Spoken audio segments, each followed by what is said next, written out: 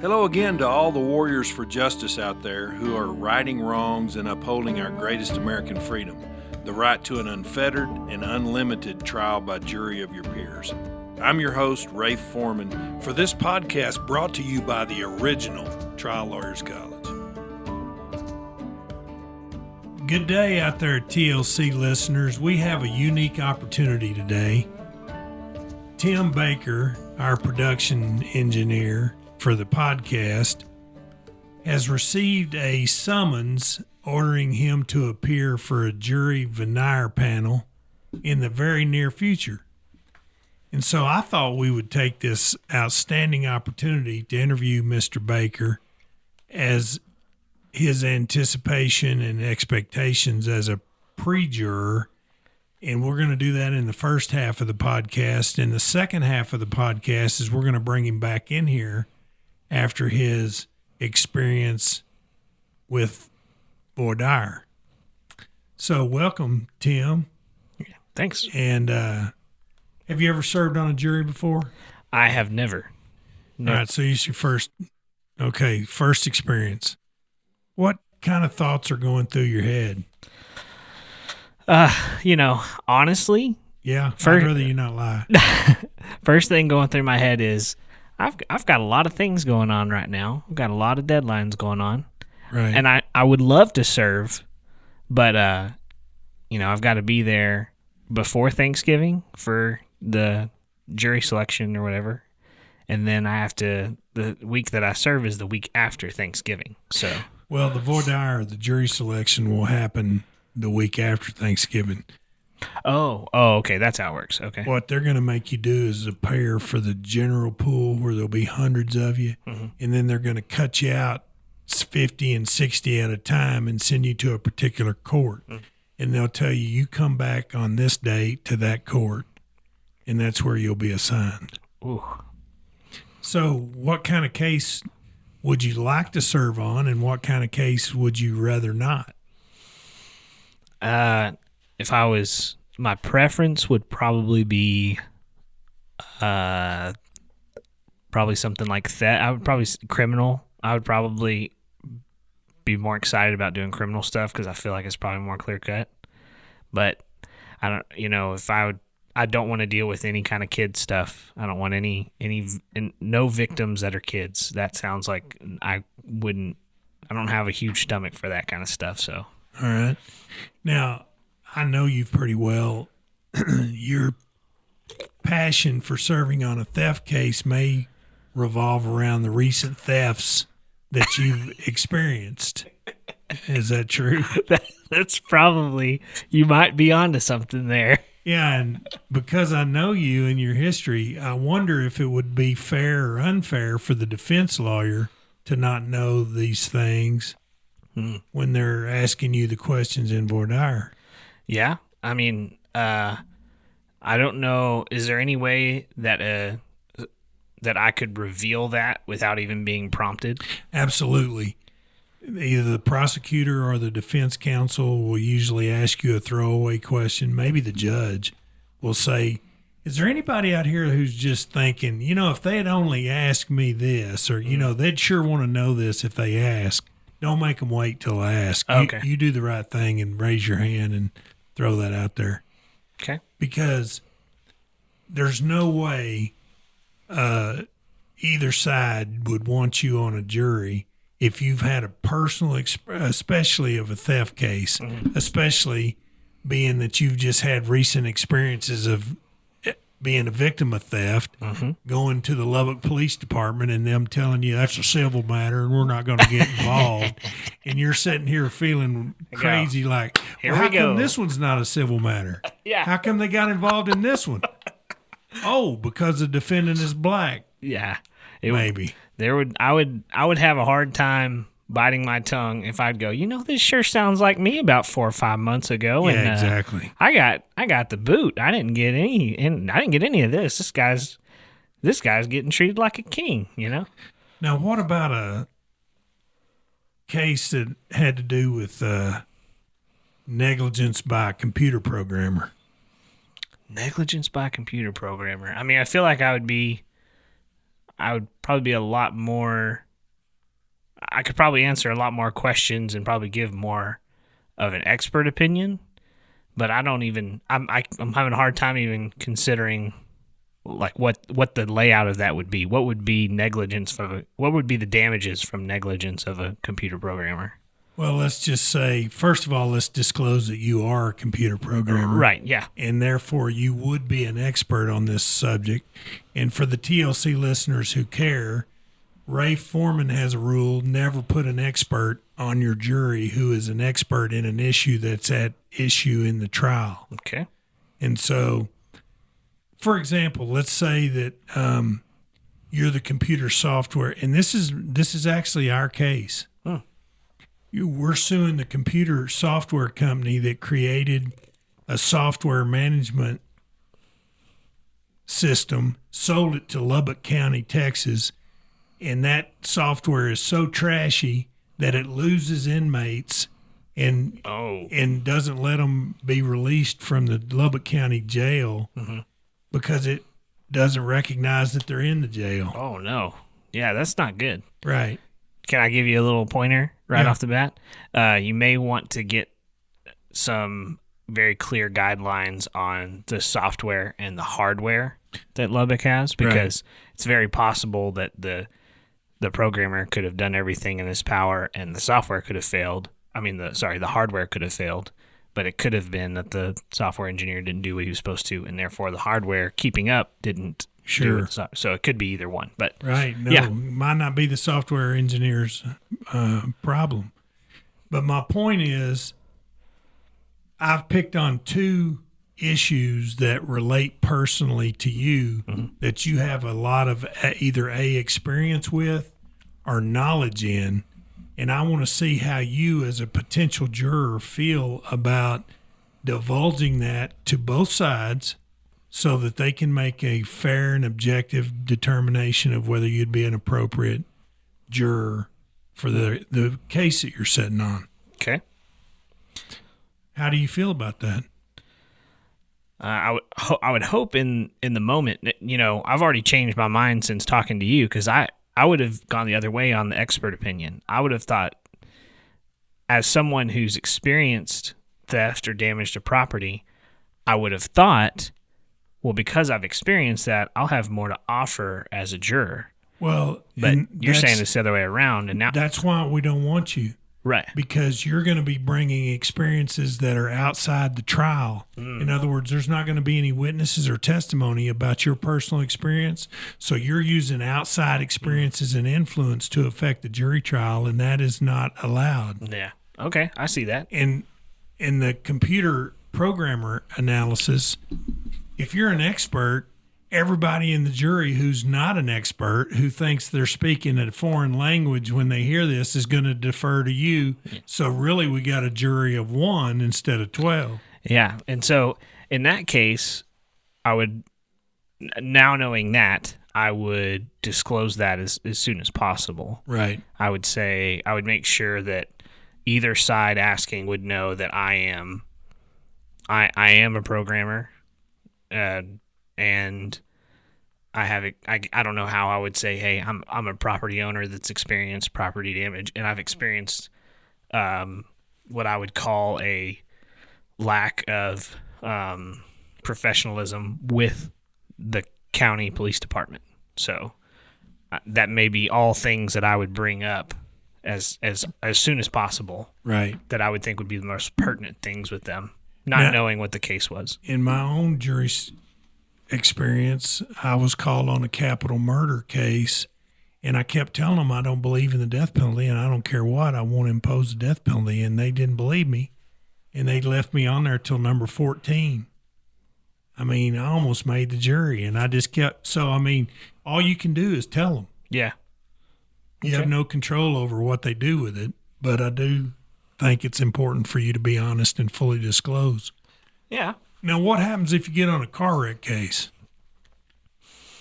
It's going to be tough for me on a car wreck case, too, because I'm a grandpa driver. I'm super safe. I've owned 2 vehicles, but I've driven all kinds of vehicles because my parents trusted me with vehicles. Right. So that since I've been 15 and 16. So that just tells you how I treat vehicles. So when somebody I have experience with this too. The only wrecks I've ever been in was when I was either stopped at a stoplight, Right. or my car was hit whenever it was parked and I wasn't even there. So the only traffic accidents I've ever been in, knock on wood, were ones that were clearly not at fault. And so I already have a soft spot for whoever I feel like got hit, Right. or whoever took the damage. I'm probably already on their side today. I must be a grandma driver too, because every day I drive home, people shoot me that middle finger when they blast past me. Yeah, it don't take much It nowadays. Really it doesn't. All right, well, let's see. What about a medical negligence case? And I mean, you have no idea what panel you're going to be called for, so I'm just throwing out what might happen. Would I know this when the juror asks it? Or like, will I know that before? So the first day I get there and they break me out into the groups of 50 or 60 or whatever. Right. Well, will I have any information about the case? Like, no. They won't ask me any specific case questions? No, they will not. Okay. But the judge may give you a context statement, or he may allow the jurors to tell you, this is not a criminal case, this is a medical negligence case. Okay. You might get that information. So in the case of a medical negligence case, I would probably bring up something about my dad in the hospital, because my dad spent a lot of time in the hospital right before he passed away from complications with a quote-unquote experimental medical device attached to his heart. And so there were some complications with that, and we thought about pursuing that legally, but didn't. So I would probably bring something up about that. Sure. I mean, now, generally the questions that I see lawyers ask, which are not very good, is that, has anybody been a party to a suit, or has anybody ever sued anybody? Right, which I would have said no. I said, but we got close. Exactly. But what I'm saying is, you would have said no, but look at all this information that the lawyers have missed by asking that question. Yeah. The way they did. They wouldn't get any of your information if they just simply want to know who's been a party and who hasn't. Yeah. Well, now talking to you, I'll just divulge that as soon as I can now. So if anything even gets close to that, I'll just go off, which I hope doesn't waste in their time. But no, I mean, that's what we're there for, is to hear what the jurors have to say, not hear what the lawyers want to pontificate about. But let me ask you this. Why do you believe jurors are not willing or would be hesitant to fully disclose what's going on with them? Probably the number one reason is maybe if I don't share that, like my thinking that being an expert would get me on the panel, knowing that it might get me off the panel. I'm now more likely, right? So I think people are less likely to say it if they think that it's going to get them on the panel. Yeah, that's interesting that you say that, because most lawyers will stand up, not most, but a bunch of lawyers will stand up and say, I know you'd rather watch paint dry than be here today. And that's just not true. No. Because we had 2 veterans on my jury day before yesterday that the judge said, today is not Veterans Day, but Veterans Day's Thursday, and we're going to be in trial on Veterans Day, and I'm going to let you leave just because you're a veteran. And they said, no, ma'am, we want to stay. Well, yeah. And they made the jury. Well, good.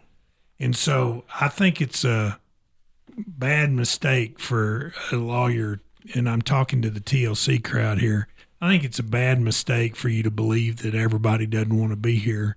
And I also think it's a worse mistake for you to kind of patronize them and try to make a joke out of it by saying you'd rather watch, which bet on what fly is going to fly in the ultraviolet light first. Yeah. Bottom line is, some people do want to be there and serve their civic duty. I would think more people want to be there than probably most lawyers think. But I think that the way people would answer questions, I mean, just like I said, before we started this, what I thought was going to be the the most help for them would have been not disclosing some things, because I thought that would make me a better juror. But really, I just need to disclose everything that I absolutely can, and really getting away from that case might be the best thing that I could do as a potential juror. Might be the fairest thing you can do. Right. Right. Now, let me ask you this. How do you, let's say we're going for a civil case, so you're going to get on a civil case. How do you feel that the only option you're going to have as a juror in a civil case is to award money? You can't send anybody to jail. You know, can't send them to the principal. You can just money or no money. I mean, I feel like that's a better situation for me. I have a huge fear of prison and breaking the law and things like that. So if we're talking about stuff that doesn't involve any penal code stuff, then I'm on board. That sounds easier to me. Okay. I don't feel like if I tell somebody they owe this guy money, I don't feel like I'm ruining their life, especially if it's a company, right? That seems easier to me. How do you feel about insurance? You're not going to be allowed to consider who's having to pay this verdict.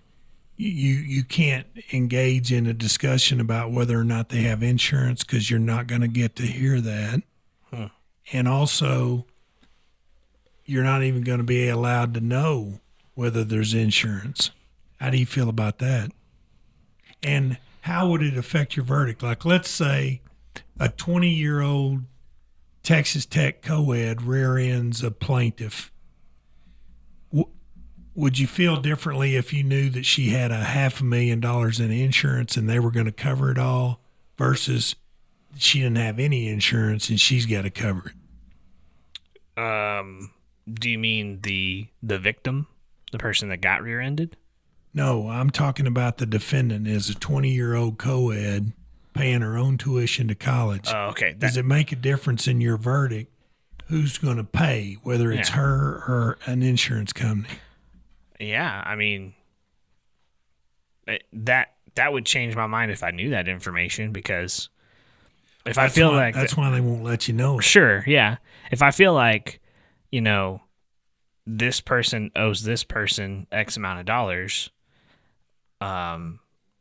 then if I know insurance is going to cover the whole thing, well, they should still pay that on top. So, I mean, whatever the maximum from the insurance claim is, I would want to add whatever the punitive was on top of that. But you're not going to get to know there is insurance. Yeah, that doesn't sound good. I don't like that. Well, I know that's the way it is. They create this legal fiction that we have to operate under. So you're going to have jurors in the room, maybe you're one of them, who doesn't want to put this $400,000 debt on this 20-year-old co-ed, but you don't know if she has insurance or Daddy Warbucks, sure, or whether she's going to have to pay this by herself.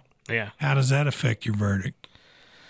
I mean, not knowing that, you're not going to get to know it. Yeah. If they say it, it's a mistrial.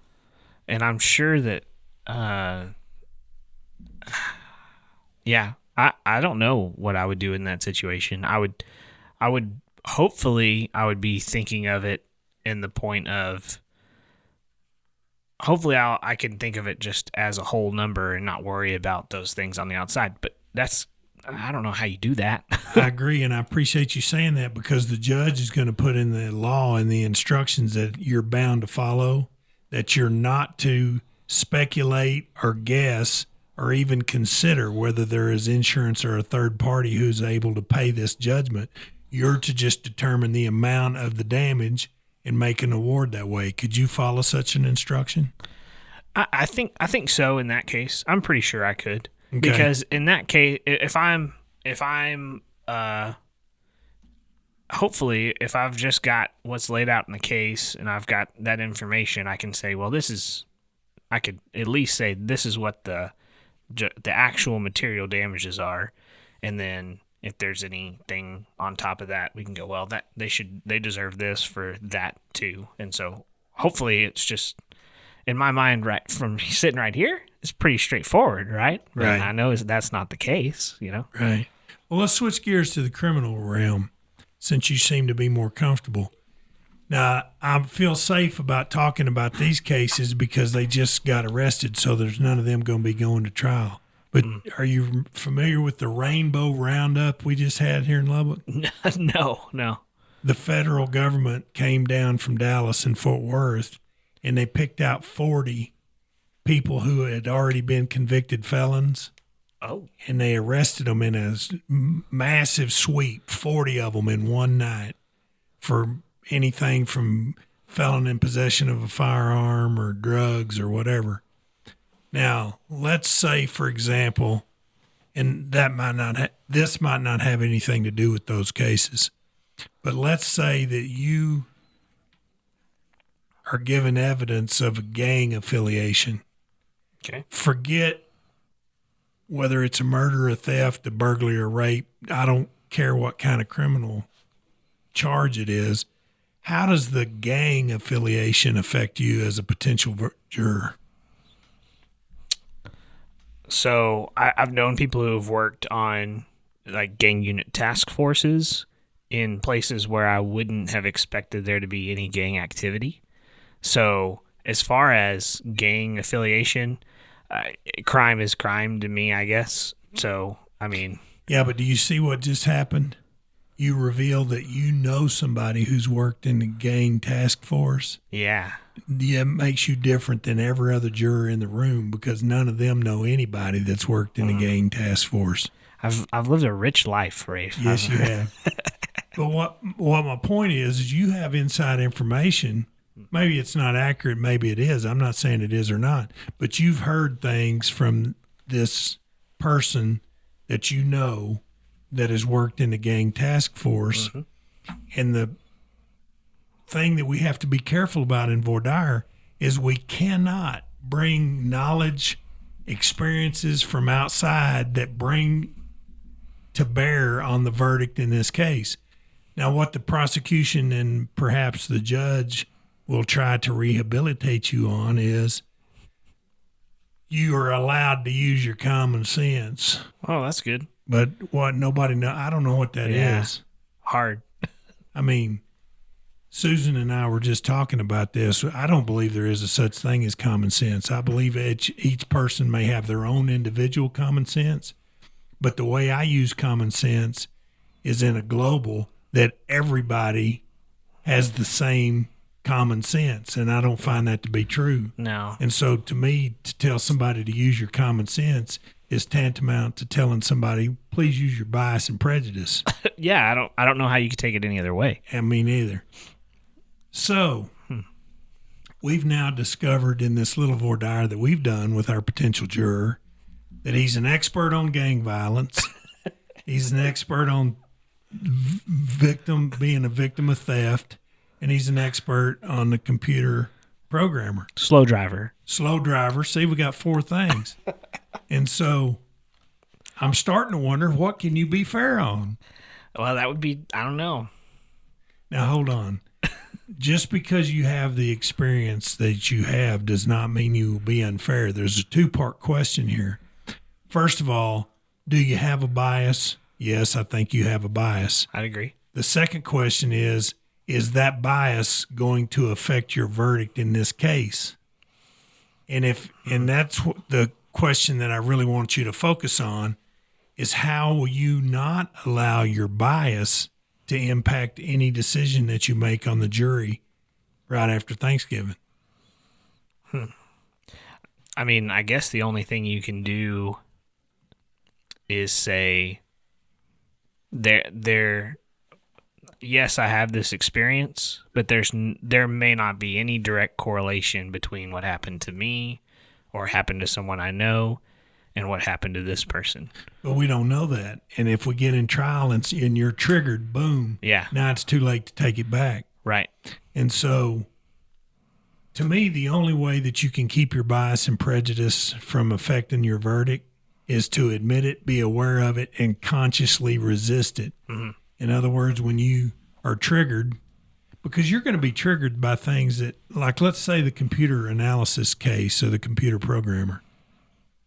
Somebody's going to say something in code or whatever, that you go, that's exactly right or that's exactly wrong, and nobody else on the jury even suspected that either one of those things were an option. That's the problem. Right. Because now we have a jury of 1 instead of a jury of 12. Yeah. And I think that happens a lot more than we're ready for. And so I just think it's an unbelievable opportunity that you've given us to talk to you before you go to jury duty. And then let's see how you experience jury duty and voir dire. And hopefully you'll make the jury and we'll get to talk to you in 3 parts. Yeah, you never know. You know, if you get to render a verdict, we'll get to talk to you about a lot different things than just voir dire. What are you anticipating for voir dire? Well, I'm hoping, I know I'm not going to get this, I'm hoping for a lot of guidance from the questions. So yeah, you're not going to get that. Yeah. What I would hope is someone would say, instead of asking a question like, so what's your occupation? You know, if hopefully they come equipped with some of the information that I've already given them online. They'll say, oh, I can see that you own your own business and you work with software. So do you think that you should be allowed on a panel where the defendant is a programmer who also owns his own company? I would say probably not. It's hard for me to say that person isn't going to be a part of my team already, and I don't know anything about them. Right. So, but if they don't do their job, they might just ask me, what do you do for work? I write code. They go, well, do you write a lot of code? And I would say, yeah, every day. Right. But, see, we're already going in 2 completely different paths, and if they don't ask the right questions, I may not give the right answers, and I may not be able to take any cues from them of what's important and not important. Right. You know, it may be important that my grandmother, worked for wherever, and it may not be important what my sister does, but I'm not going to know that unless I get some cues from the lawyer. What about a situation where you have a corporation that's owned by, let's say, 2 or 3 shareholders, and one shareholder who doesn't own the majority just takes all the assets of the corporation and uses them and continues on with whatever the business of the corporation was? Do you feel like you have any connection to that, or is that something that you feel like, man, I don't know anything about that? I don't feel like I have anything directly tied to that, but yeah, nothing comes to my mind right now. Well, see, I just did a voir dire a couple of days ago, and I had this Asian woman, juror number 7, who said, I don't know anything about that. It was a wrongful termination case. I don't know what the laws are. I don't know anything about wrongful termination. I don't feel like I'd be a good juror, and I don't have anything to say because I don't understand what the law is. And I said, well, you're the perfect juror because you don't have any bias one way or another. You're a blank slate. Yeah. And if we could get 12 blank slates, that's what we want, but we can't. Yeah. And so, for example, if the lawsuit involved the taking up the bricks and putting the bricks back down, that lasted how many months out in front of our building? I don't know, years it felt like. Months. Yeah, it was more than one.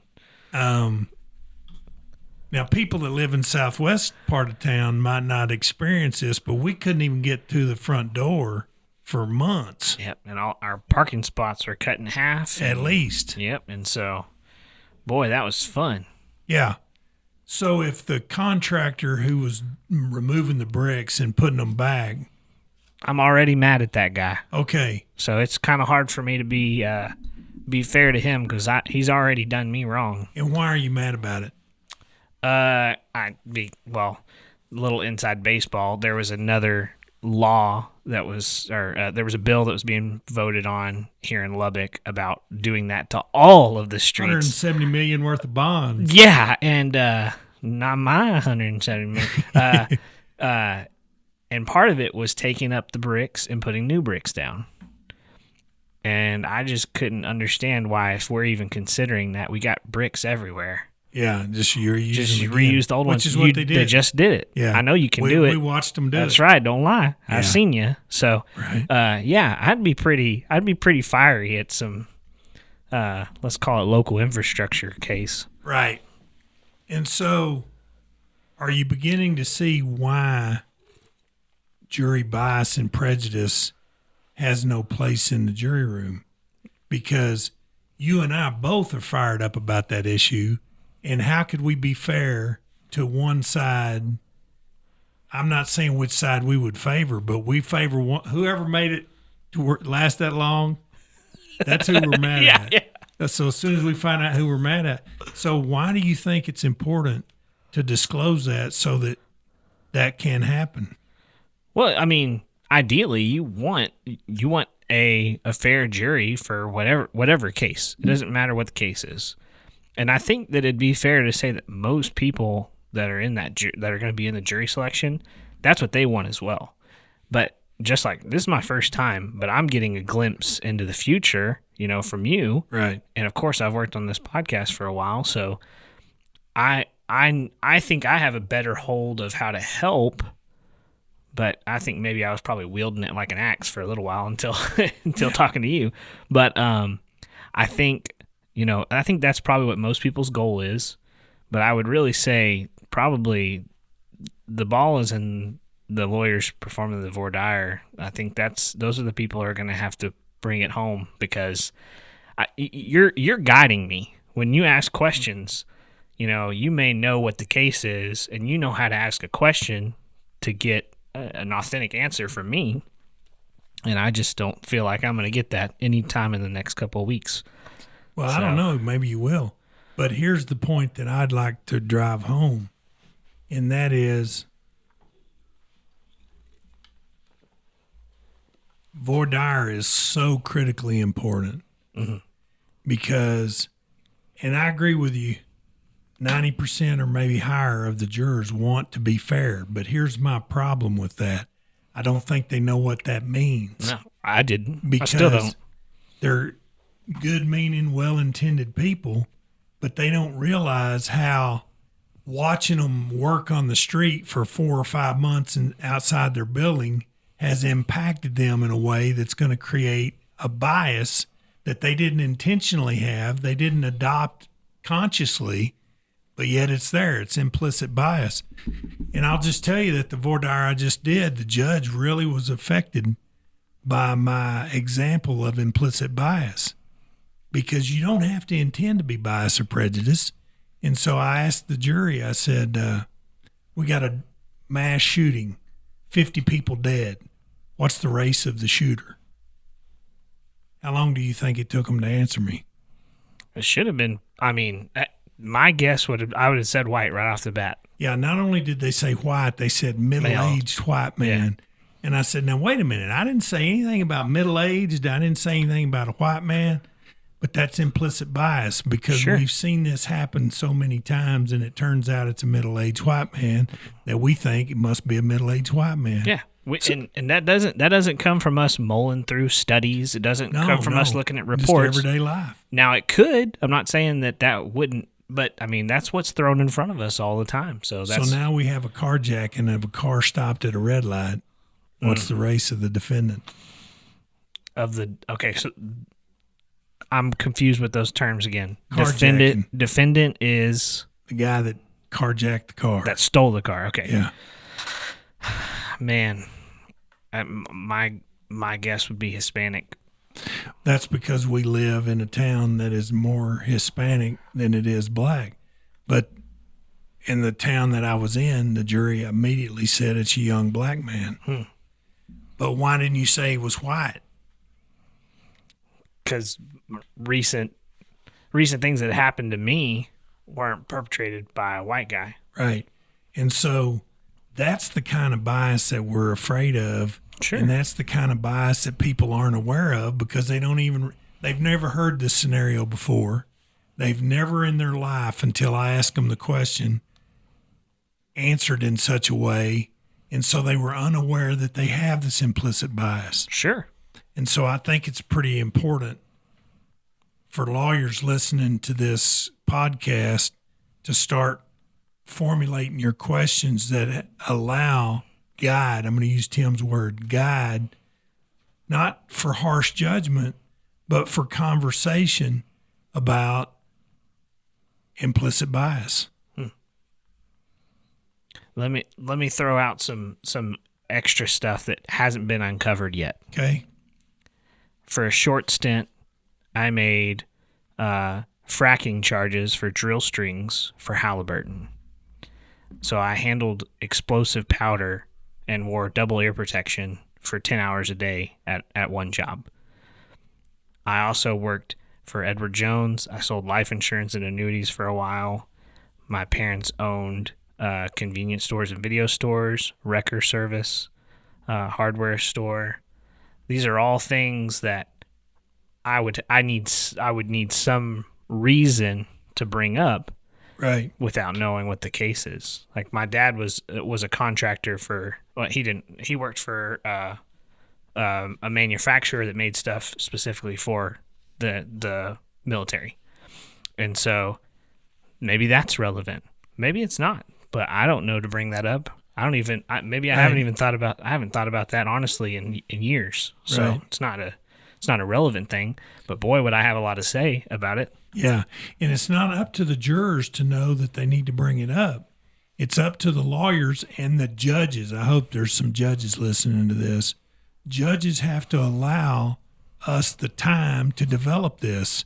You can't restrict the questions and you can't limit the time on voir dire because we have no chance of uncovering the bias and prejudice that resides within the juror that they're not even consciously aware of at the moment.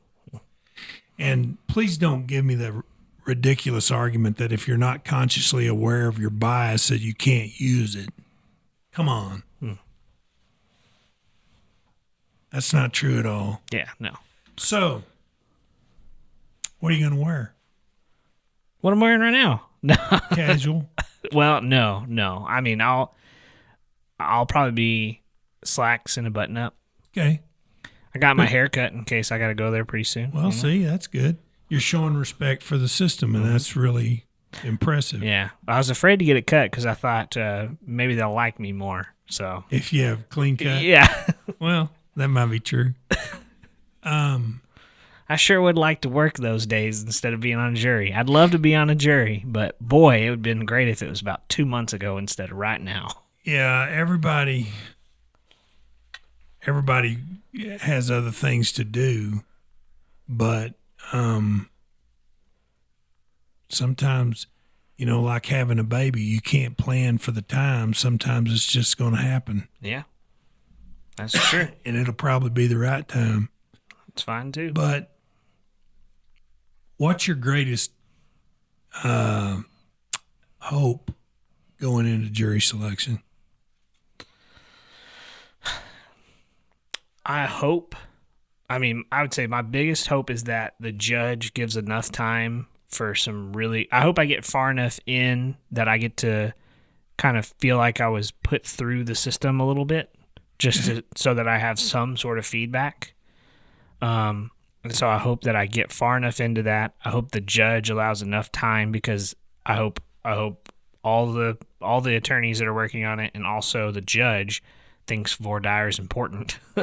And then I can have, I'm hoping that whatever comes out, I can say, oh, well, that makes sense. And then we bring this up and then they'll go, well, he's got to get out of here. We can't have him.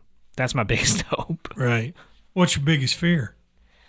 That they go, oh, this guy ain't done nothing. He's perfect. He's a blank slate. He'll be perfect. And then I get in there and they're like, oh, I didn't know that, I don't know how this would get through, but like, oh, well, he has a cousin that was whatever, Yeah. Now, the pink elephant in the room we haven't talked about is COVID. Oh, yeah. Because, it could be that issue is brought up by a juror or by a lawyer. Vaskers, non-vaskers, maskers, non-maskers, just the whole gambit. Yeah, there's no telling what all could come up in that. So how do you feel about talking about COVID?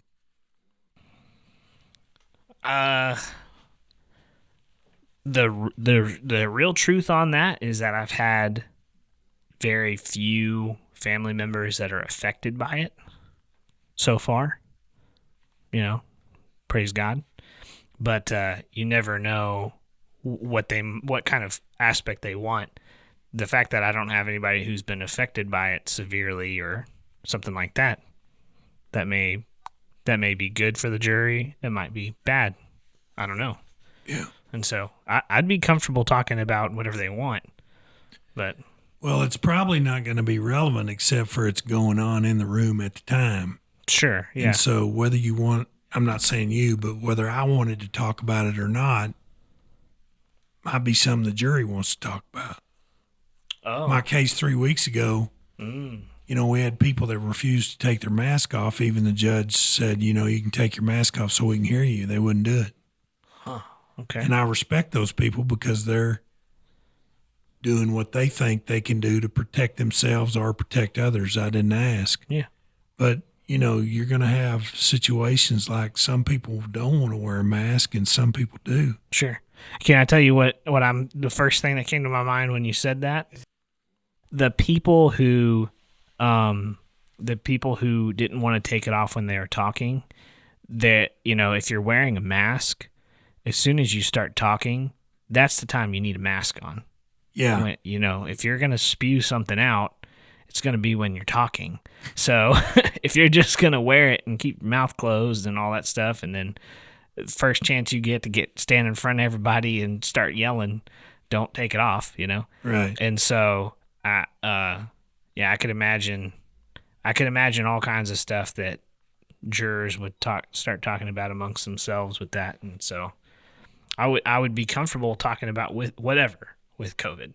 But I mean, if it was a case that didn't have any relevance to that, I would be more excited than one that is about COVID. Well, I don't think you're going to have a trial about COVID, but yeah, I don't think so either. It's going to be in the room. There's going to be some aspect of it, either with the people or there's going to be some level of it. Well, Tim, thank you for the first half of this podcast. We know now that you're going to be honest. You're going to be fully disclosing. You're going to try to let the lawyers have informed consent when they exercise their strikes. And there's nothing more we could ask of a juror. That's right. All right. Thank you. And we'll continue this until post voir dire. Yep. Welcome back to part 2 of Tim Baker's experience as a juror. Tim, tell us what happened.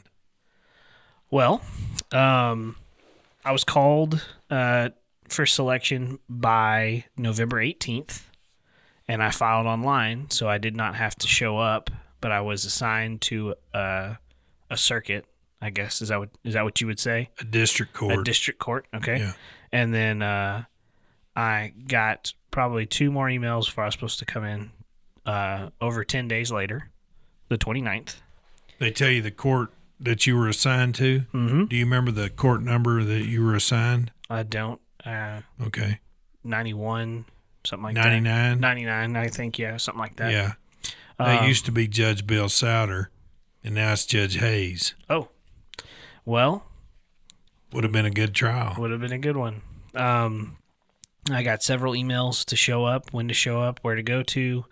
But the one that I didn't see was at 8:40 the day that I went to the juror room. 8:40 in the morning? 8:40 a.m. I was supposed to be there at 9. Right. Of course, I was driving. Got there, went to the front desk, told them my name. They had a hard time finding my name. Once they found it, they highlighted it and said, "See you later." And then I looked at my phone, and I had gotten an email 20 minutes earlier saying that it had settled and I didn't have to go. Now, did you have to go to the central jury building? The one that's right over here? Mm-hmm. Because yesterday I was driving into work, and it was freezing cold yesterday morning. Yes, it and was. People are standing outside and wearing coats and toboggans, and the line was outside. Did you have to stand outside? So I didn't have to stand outside because there wasn't a line. Okay.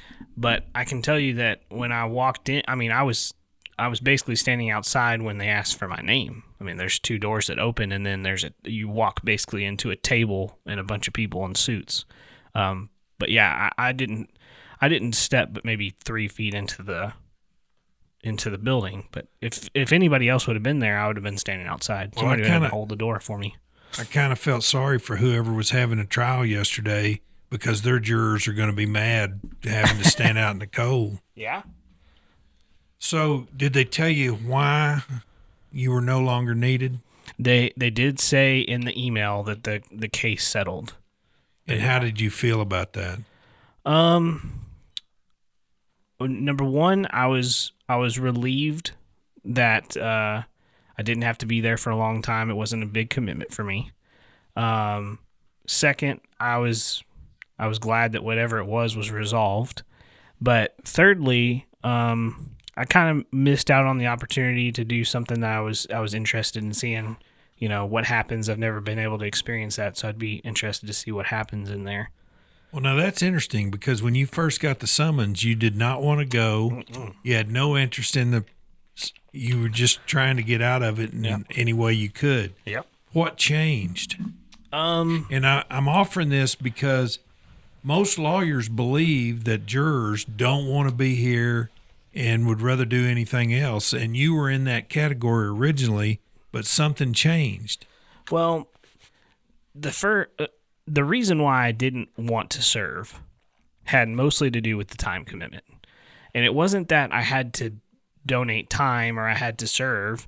It was, I have no idea how long I'm going to have to serve. It's so unknown. You're right. You don't know what's going to happen. I'd never done it before. So the only information that I really got was from you and a letter saying, be here at this time. And we'll have you here until we say so. Who knows? Not much instructions. So really just not knowing what I had to do. If they would have said, for sure, you're going to be here for 5 days straight, I would have just planned and been ready to go. Wouldn't have cared. But really, when I talked to you, we talked about how, you know, if it was me, I would want somebody who would want to be there. And so I kind of wanted to be that for whoever was there on that case. Why would you want somebody who cared to be there? Well, I feel like if you don't want to be there, you may rush to some judgments or maybe not take the time to go through everything. You may be more swayable one way or the other just by, well, you know, these people said I should go this way, so okay. If I just go over that way, I can get out of here, you know? Now, did you feel manipulated or persuaded by any conversation that you and I had about your jury service? What do you mean by manipulated or persuaded? Did you feel like I was trying to manipulate you or persuade you to do something one way or another? I felt like you were trying to persuade me to go and care about it for sure. Yeah. Okay. But I felt like I should have. I needed to do that. The reason I'm asking is the lawyers that are listening to this are going to be interested in what and how your mind was changed. Mm. And so you and I had a voir dire. Now, it was casual in the office, sitting down, no pressure, but we could have that same conversation with every juror who's sitting there, and maybe they'll have the same reaction that you have. Okay. Maybe they won't. But my instruction to the lawyers that are listening to this is to not make the assumption that every juror doesn't want to be here. Right. It scores you no points to say, even if it's in a joking manner. In fact, I hated it when I was on the jury. You know, I know you'd rather be watching paint dry on the wall to be here. And I'm just shaking my head like, no, that's not true. No, I have things I would really like to be doing. And if you feel like I don't have anything else to do, I can show you how important my other tasks are, and I can just blow you off. Well, my point is that's not an honest communication. No. And so for you to assume that everybody has the same agenda, feeling, experience about being in jury duty is just wrong. and it's offensive to some people. Yeah. Well, and I'm younger. I'm 32. Okay. I don't look 32. I look younger than that, I guess. But I would probably think that most people would think that for sure I didn't have anything else to do, even though I'm running more than one company and Right. taking care of all these other things. They probably would make a judgment on me that I'm just a kid that, didn't have anything else better to do. Couldn't think of a way to get out of jury duty. Now, see, I wouldn't have that opinion of you. If I looked at you and didn't know you, I would think that you were a conservative, probably a Republican, probably missing a golf game. Oh, really? Yeah. Well, And that may or may not be true. I'm just saying, by me looking at you, I wouldn't think that you had nothing to do. I would think that you had plenty to do. but it would be for pleasure. It wouldn't be Well, work maybe. I didn't mean to categorize it that way, but I would think that you had plenty to do. Okay. Whether it be for work or pleasure, either way, you got plenty of things going on. And so I would not want to judge you as a person who felt like I thought you had nothing to do. I would want you to realize that I respect that you have plenty of other things to do. And that's why it's even more, I have more gratitude for you because you're sacrificing those things that you could be want to be doing to be here today. And you're making a facial expression that is means what? I'm shocked that you would think that, and that would seem to go against how I think I would say I've been treated most of my life in that area. Right. Most people would say, either, well, you're self-employed, you can make your own schedule, or you don't, you're just laying around or whatever it is, you're just on your computer all day. Well, yeah, I'm writing software. Right. There's a big difference between that and playing video games or online poker or something. Exactly. And so I would respond very positively to somebody who would respect me having a schedule or other tasks to do. That would go a very long way for me if I was talking to somebody who would respect that I'm not doing other things because I'm here and wanting to give this person a fair trial. Right. How about let's just finish that off and put a bow on it. Don't you think everybody in the planet Earth has that same opinion Yeah. that they want to be respected, whether it's just cooking a meal or whether it's,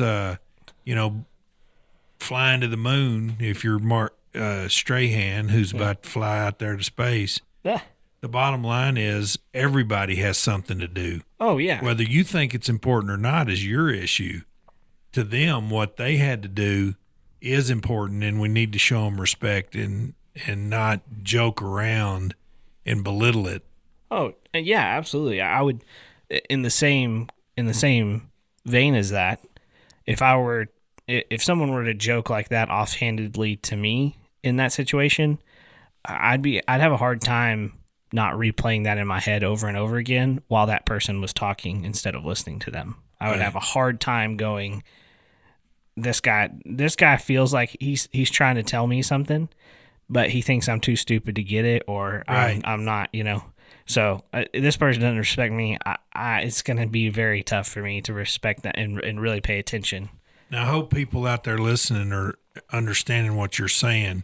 Jurors really do pick up on you patronizing them and thinking they're too stupid to get what's going on. Yeah. That's offensive. Oh, I don't know what, I wouldn't say that. I would be sorry I would feel some deep sympathy for the person that would think that belittling somebody or treating them like they weren't intelligent would go a long way with them. I don't know what kind of upbringing you would have to think that. Well, I wonder what kind of brain people have when they ask a lot of questions on Brevoort Dyer. Well, I mean, you can't imagine what happens at the courthouses over there. But I can't, and it'll be 2 years before I find out. Yeah, because you got credit for service, Yep. even though you didn't have to go. I even got a $40 gift card in the mail coming for me. Wow. Check that out. Well, be sure and report that to the IRS, won't you? Capital gains, I guess. Here's what I want to leave our audience with. And you and I had a series of discussions, some on the record, some off the record, about what kind of a juror, what kind of a case do you feel like you would be a good juror for? And it turns out that once you told me that, I felt like you would be a terrible juror for. Right, yeah. Because if it was a computer programming case, you're going to go in there and be the expert in the room on the computer program, and you're going to be telling people how it is that this should be working and what's credible and what's not credible. I wonder if we couldn't do that in voir dire if judges would give us adequate time, and wouldn't that be worthwhile? And I'm simply positing this proposal. I think you should ask jurors on voir dire what case they think they would be an excellent juror for, and maybe what kind of case they would not be an excellent juror for, and understand that they may not know and they may not get it right. Like you told me you would be good to be a juror on a computer programming case, and after I listened to you talk about why, I thought, no, you won't be, because you're an expert witness. And I have a rule that I don't want an expert witness in the issue that's at stake in the trial on my jury. Yeah, I would. I'm just taking a guess at it, but I would think that most people who've never been in that realm at all would probably have a similar opinion, where they think, well, I'm only as good as my experience or my expertise can benefit this case. And from talking to you, I think it's the exact opposite. It is, because if your experience would help for this case, you should be a lawyer or a witness in this case. What we want is a jury who is not going to have any preconceived notions and bias, and is just going to listen to the evidence and receive the law that the judge gives them and decide to case that away. Yeah. And that, to me, that's relaxing. To me, that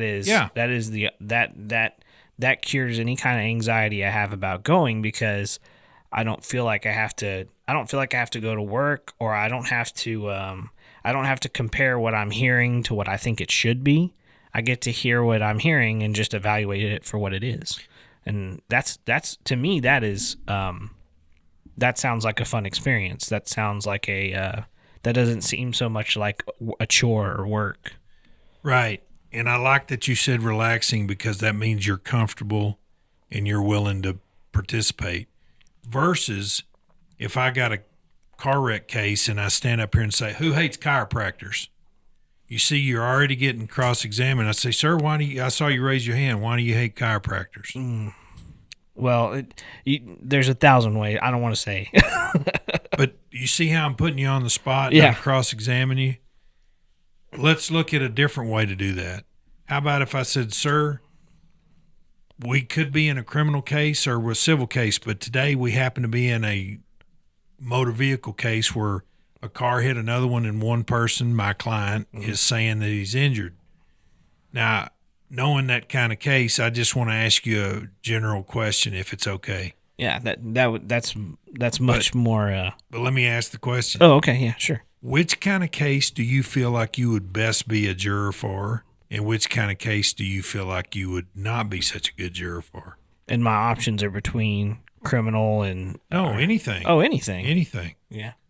Now, you see, what I've done is I've given you the freedom to just tell me what's on your mind, and hopefully you're relaxed. But I've encapsulated it in, well, this is a car wreck case. Mm-hmm.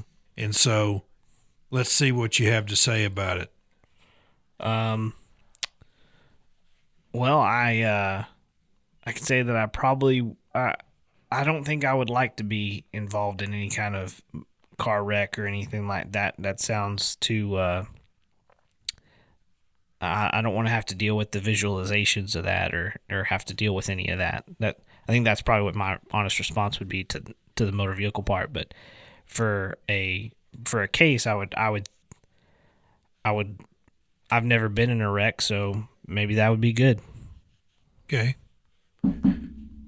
What was that? Knock on wood. I think it's plastic. Yeah, I might have to check something out later. But the bottom line is you felt comfortable enough to share, and what we've got to watch out is making jurors feel uncomfortable, because as soon as you feel uncomfortable, you shut down. Yeah. And you stop giving me the correct, thorough information that I'm seeking. Yeah. So what can we say in wrap up of part 2? Unfortunately, you didn't get to serve as a juror, but I noticed that you were a little disappointed that you didn't get called. I was a little bit disappointed, yeah. And why is that, and what caused that to happen? Well, the first was I had to deal with all of the emotions and stress of preparing to serve. So there's a little bit of me that's disappointed because I feel like that effort and that preparation was wasted. Maybe it wasn't. I think that I got to go through a particular experience. No other juror that got called off has gotten to experience what I've gotten to experience. So, but at the same time, I was prepared to serve, even though I felt like maybe it was going to take a long time, or I was going to miss certain things because of it. I was prepared to trade all that to give whoever was going to be on trial their fair case. And that was the first part. And the second part was just missing out on getting to do something that I think would be interesting, And so that's too bad. I've got to wait a while for my next go around. So, okay. Well, our guest has been Tim Baker. He is the production manager behind our podcast, and he got a subpoena or a summons to be on jury duty. And we thought, man, what a great series this would be to talk about his anticipation and his anxiety before and after. So, Tim, thank you for being our guest, and thank you out there in TLC land for listening. Let me put a plug in for our upcoming programs. We are excited to tell you that we're still accepting applications for the Mo Ranch Regional that's going to be on opening statement in January. So check out the website, get signed up. Mo Ranch is a lovely place to be in January, and we'll see you there. Thank you, and Merry Christmas and Happy New Year to everyone. Happy Hanukkah and happy holidays. Thanks again for listening. To sign up for these TLC events, go to www.triallawyerscollege.com and select Register for our course at the top of the menu page. For more episodes of the original Trial Lawyers College podcast, subscribe to us on Apple Podcast or wherever you already consume podcasts. Do you have a topic of discussion that you would like to hear more about?